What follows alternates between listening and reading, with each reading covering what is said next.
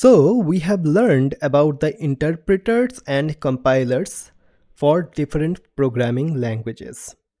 So now it is the time to download the Python interpreter to our machine and start writing the Python code.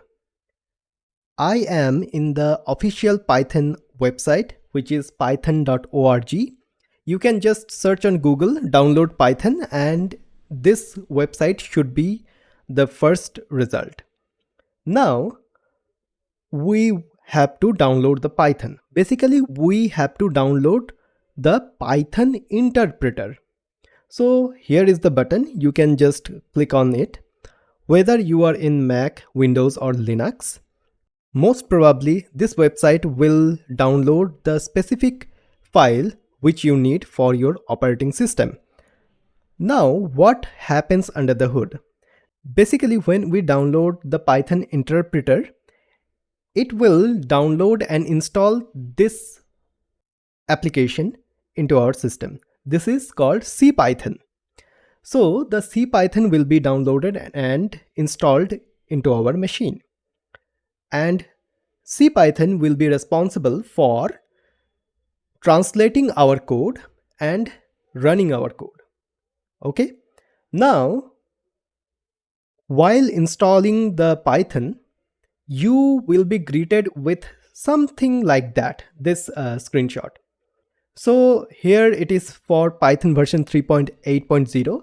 For the latest one, it should be Python 3.12.3 at the time of this recording.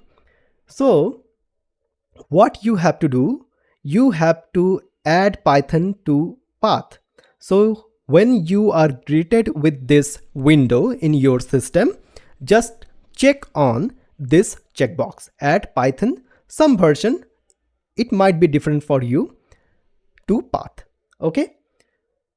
After you have done that, you can open up a terminal and write Python, and it should not give an error. Let me do that. So I will open the terminal.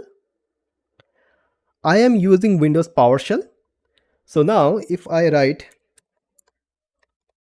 Python and hit enter, now we are in the Python REPL. What is a REPL? It is a little bit out of the subject, but it is working. After installing Python, if you write in terminal Python and you are not getting some sort of error, then you are good to go. For Mac and Linux, I believe you have to write Python 3 specifically, because in the Linux and the Mac, I believe some of the version of those operating systems come by default with Python 2, and you have to explicitly tell the terminal like, hey, run the Python 3. Okay, we are now good. If you are having some sort of trouble installing the Python into your system and you still want to learn the Python programming, there is an awesome tool which is called Replit, which you can use. So this is basically the page. It is replit.com, and you can start for free, absolutely free, and you can start learning Python. But with that being said, it is highly recommended that you should be able to run Python into your machine. You have to make sure that you are running the Python into your machine and you are able to execute the code from your machine.